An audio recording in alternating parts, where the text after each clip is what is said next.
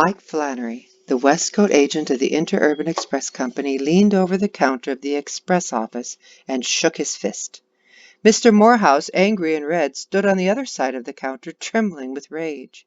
The argument had been long and heated, and at last Mr. Morehouse had talked himself speechless.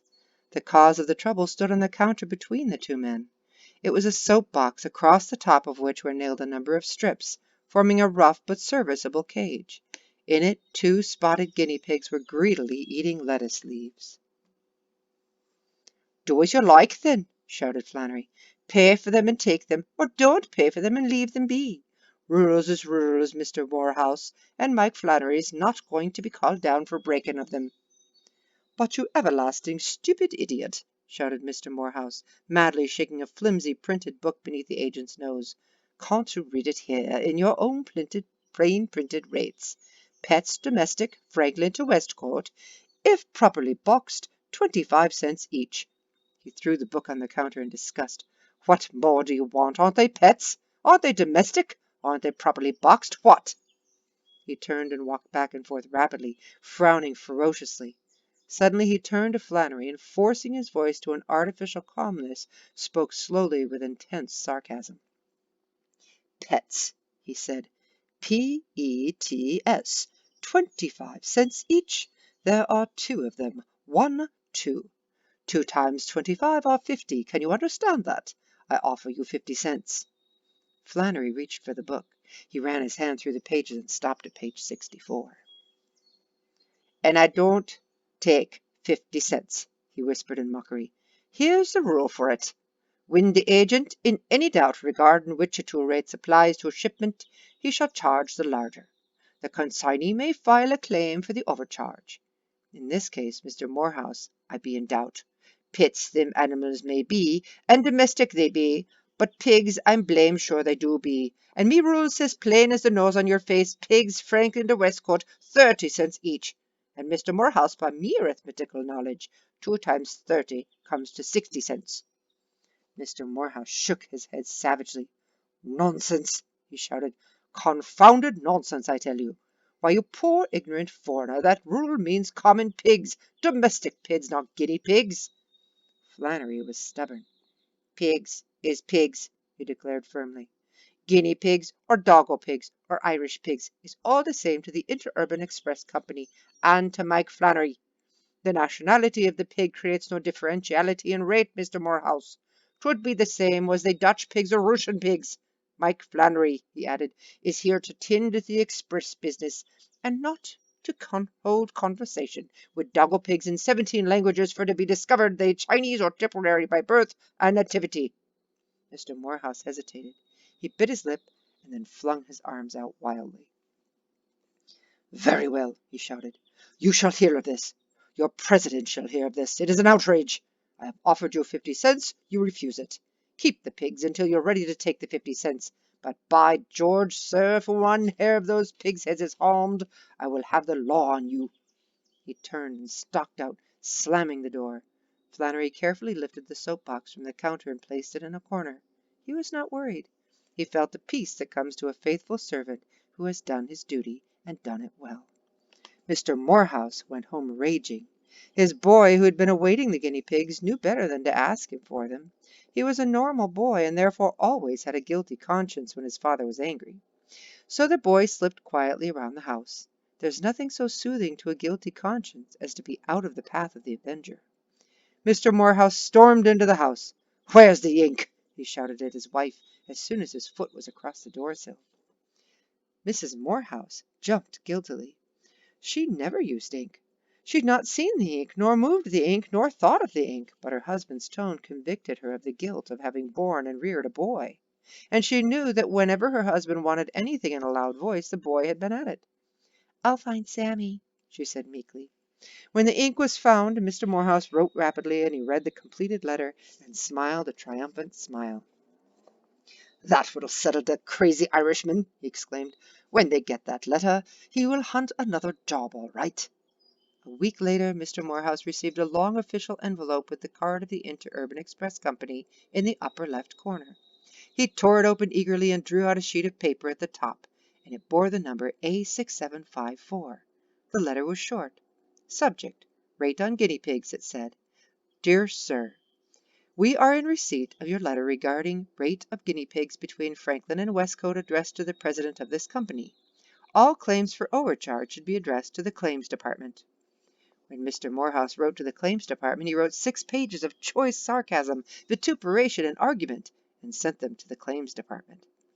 A few weeks later he received a reply from the claims department. Attached to it was his last letter. Dear Sir, said the reply, your letter of the 16th institution addressed to this department, subject rate on guinea pigs from Franklin to Westcote, received. We have taken up the matter with our agent at Westcote, and his reply is attached herewith. He informs us that we refuse to receive the consignment or to pay the charges. You have therefore no claim against this company, and your letter regarding the proper rate of the consignment should be addressed to our tariff department. Mr. Morehouse wrote to the tariff department. He stated his case clearly and gave his arguments in full, quoting a page or two from the encyclopedia to prove that guinea pigs were not common pigs. With the care that characterizes corporations when they are systematically conducted, Mr. Morehouse's letter was numbered, okayed, and started through the regular channels.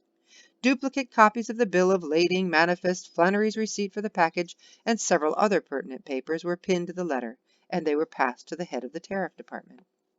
The head of the tariff department put his feet on his desk and yawned. He looked through the papers carelessly. Miss Kane, he said to the stenographer, take this letter. Agent, Westcote, N.J.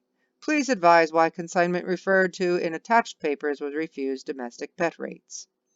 Miss Kane made a series of curves and angles on her notebook and waited with pencil poised.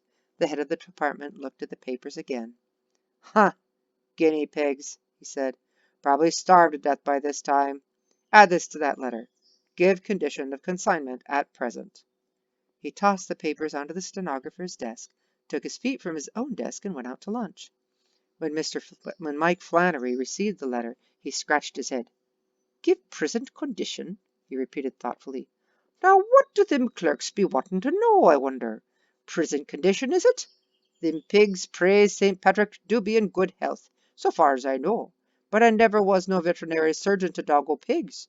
Maybe them clerks wants me to call in the pig doctor and have their pulses took. One thing I do know, however, which is they've glorious appetites for pigs of their size. They'd ate the brass padlocks off a barn door if I had a paddy pig. By the same token, ate as hearty as though dago pigs do. There'd be a famine in Ireland. To assure himself that his report would be up to date, Flannery went to the rear of the office and looked into the cage. The pigs had been transferred to a larger box, a dry goods box. 1, 2, 3, 4, 5, 6, 7, 8, he counted. 7 spotted and 1 all black. And well and hearty, and all eaten like raging hippopotamuses. He went back to his desk and wrote. Mr. Morgan, head of tariff department, he wrote. Why do I say doggo pigs is pigs? Because they is pigs and will be till you say they ain't, which is what the rule book says. Stop. You're jollying me, you know it as well as I do. Stop. As to health, they are all well and hoping you're the same. P.S. There are 8 now. The family increased, all good eaters. Stop. P.P.S. I paid out so far $2 for cabbage, which they like. Shall I put it in bill for same? What? Stop.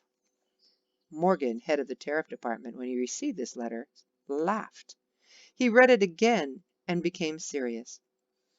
By George, he said, Flannery's right. Pigs is pigs. I'll have to get authority on this thing. Meanwhile, Miss Kane, take this letter. Agent, Westcote, N.J. Regarding shipment guinea pigs, file number A6754, Rule 83. General instruction to agents clearly states that agents shall collect from consignee all costs of provender, etc., etc., required for livestock while in transit or storage. You will proceed to collect same from consignee. Flannery received this letter next morning, and when he read it, he grinned. Proceed to collect, he said softly. How them clerks do like to be talking. Me proceed to collect $2.25 off Mr. Morehouse.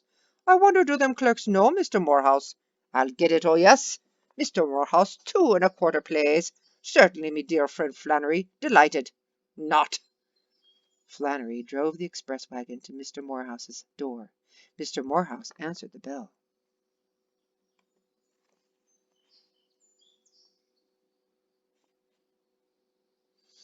Aha! He cried as soon as he saw it was Flannery. So you've come to your senses at last, have you? I thought you would. Bring the box in. I have no box, said Flannery coldly. I have a bill again, Mr. John C. Morehouse, for $2.25 for cabbages eaten by his doggo pigs.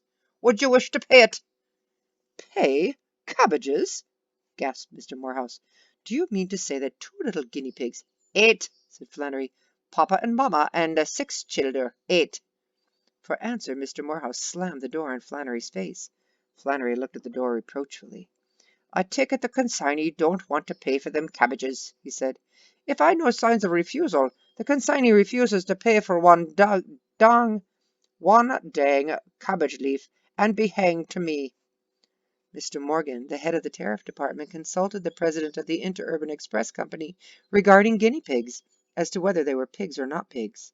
The president was inclined to treat the matter lightly. What is the rate on pigs and on pets? He asked. Pigs 30 cents, pigs 25 cents, said Morgan. Then of course guinea pigs are pigs, said the president. Yes, agreed Morgan, I look at it that way too. A thing that can come under 2 rates is naturally due to be classed as the higher. But are guinea pigs pigs? Aren't they rabbits?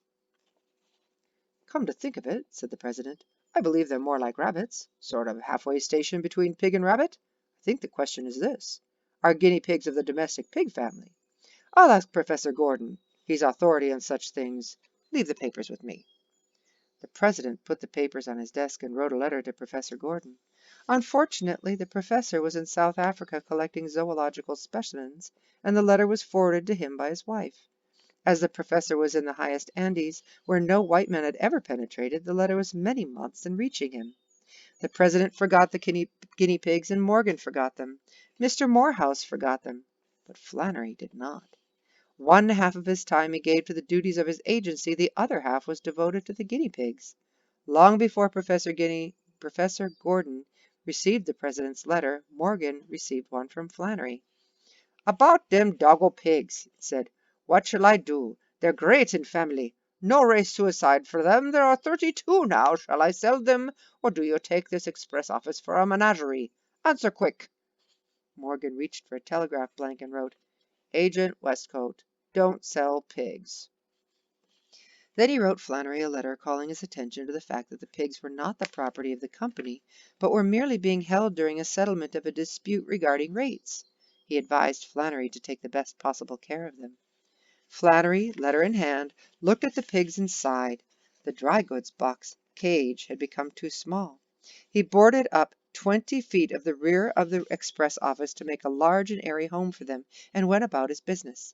He worked with feverish intensity when out on his rounds, for the pigs required attention and took most of his time.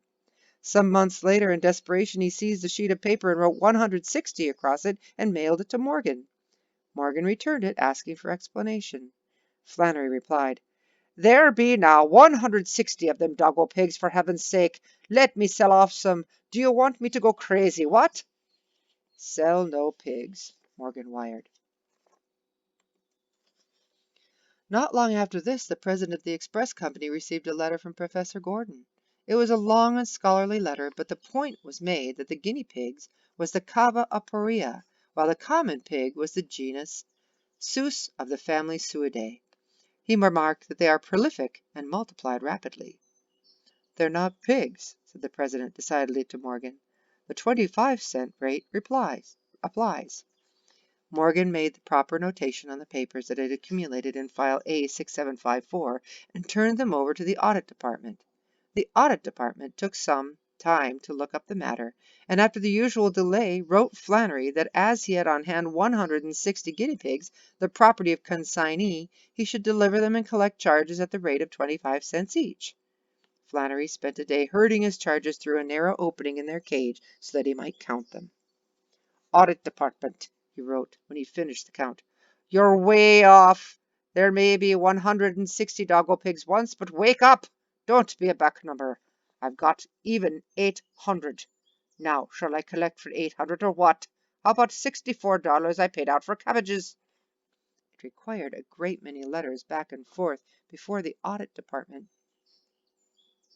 was able to understand why the error had been made of billing 160 instead of 800, and still more time for it to get the meaning of cabbages. Flannery was crowded into a few feet at the extreme front of the office. The pigs had all the rest of the room, and the two boys were employed constantly attending to them. The day after Flannery had counted the guinea pigs, there were 8 more added by his drove. And by the time the audit department gave him authority to collect for 800, Flannery had given up all attempts to attend the receipt or the delivery of goods. He was hastily building galleries around the express office, tier above tier. He had 4,064 guinea pigs to care for. More were arriving daily. Immediately following his authorization, the audit department sent another letter, but Flannery was too busy to open it. They wrote another, and then they telegraphed, "Error in guinea pig bill. Collect for 2 guinea pigs 50 cents. Deliver all to consignee." Flannery read the telegram and cheered up. He wrote out a bill as rapidly as his pencil could travel over paper and ran all the way to the Morehouse home. At the gate he stopped suddenly. The house stared at him with vacant eyes. The windows were bare of curtains, and he could see into the empty rooms. A sign on the porch said, "To let." Mr. Morehouse had moved. Flannery ran all the way back to the express office. 69 guinea pigs had been born during his absence, and he ran out again and made feverish inquiries in the village. Mr. Morehouse had not only moved, but he had left Westcote. Flannery returned to the express office and found that 206 guinea pigs had entered the world since he left it. He wrote a telegram to the audit department. "Can't collect 50 cents for 2 doggos pigs. Consignee has left town, address unknown. What shall I do, Flannery?" The telegram was handed to one of the clerks in the audit department, and as he read it, he laughed. "Flannery must be crazy. He ought to know that the thing to do is to return the consignment here," said the clerk. He telegraphed Flannery to send the pigs to the main office of the company in Franklin. When Flannery received the telegram, he set to work. The 6 boys he had engaged to help him also set to work. They worked with the haste of desperate men, making cages out of soap boxes, cracker boxes, and all kinds of boxes, and as fast as the cages were completed, they filled them with guinea pigs and expressed them to Franklin. Day after day the cages of guinea pigs flowed in a steady stream from Westcote to Franklin, and still Flannery and his 6 helpers ripped and nailed and packed, relentlessly and feverishly. At the end of the week they'd shipped 280 cases of guinea pigs, and there were in the express office 704 more guinea pigs than that when they began packing them. "Stop sending pigs. Warehouse full," came a telegram to Flannery. He stopped packing only long enough to wire back, "Can't stop," and kept on sending them. On the next train up from Franklin came one of the company's inspectors. He had instructions to stop the stream of guinea pigs at all hazards. As his train drew up at Westcote Station, he saw a cattle car standing on the express company's siding. When he reached the express office, he saw the express wagon backed up to the door. 6 boys were carrying bushel baskets full of guinea pigs from the office and dumping them into the wagon. Inside the room, Flannery, with his coat and vest off, was shoveling guinea pigs into bushel baskets with a coal scoop. He was winding up the guinea pig episode. He looked up at the inspector with a snort of anger. "1 wagon load more, and I'll be quit of them, and never will ye catch Flannery with no more foreign pigs on his hands. No, sir. They near was the death of me. Next time I'll know what pigs of whatever nation is domestic pets, and go at the lowest rate." He began shoveling again rapidly, speaking quickly between breaths. "Rules may be rules, but you can't fool 'em like Flannery twice with the same trick. When it comes to livestock, dang the rules. So long as Flannery runs this express office, pigs is pets, and cows is pets, and horses is pets, and lions and tigers and Rocky Mountain goats is pets, and the rate on them is 25 cents. He paused long enough to let one of the boys put an empty basket in its place of the one he just filled. There were only a few guinea pigs left, and as he noted their limited number, his natural habit of looking on the bright side returned. "Well, anyhow," he said cheerfully, "'tis not so bad as it might be. What if them dago pigs had been elephants?"